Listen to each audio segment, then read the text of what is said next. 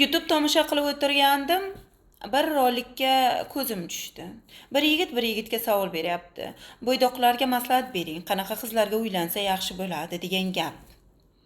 Bu yigit o'ylamay netmasdan otasi bor qizga uylanish kerak. Chunki deganda uni uyda onasi otasiga qanchalik mehribonchilik qilyapti, turmush o'rtog'iga qanchalik yaxshi gapiryapti, buni bu qiz ko'rib, ertandan turmushga chiqqanida o'zini turmush o'rtog'iga ham xuddi shunday ishlarni qiladi degan gaplarni gapiryapti. Juda ham dono, aqlli gaplar.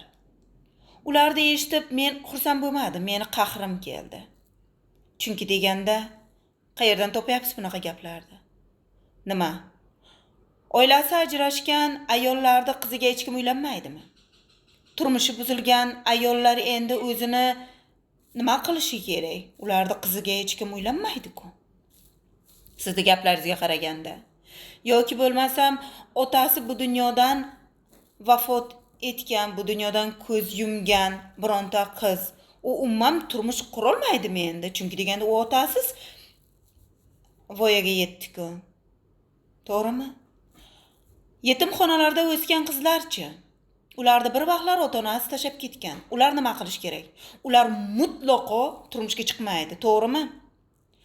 O'ylab-o'ylamay har xil gaplarni gapirmang. Joyi kelsa ota-onasi bor, qizlarimiz ham buzilib ketgan.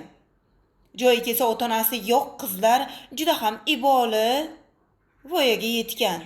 O'zini turmush o'rtog'ini juda ham go'zal hurmat qilib birga yashab yurishibdi. Tilim bor deb bilib bilmay har xil gapni gapirish sizga va menga emas. Ertadan har birimiz o'zimiz uchun o'zimiz javob beramiz. Yaratuvchining yoniga borganda. Bo'lgan gaplarni YouTube'ga chiqib oldim deb gapirish keragi yo'q. Necha insonlarni qalbini og'rityapsiz bu gapingiz bilan.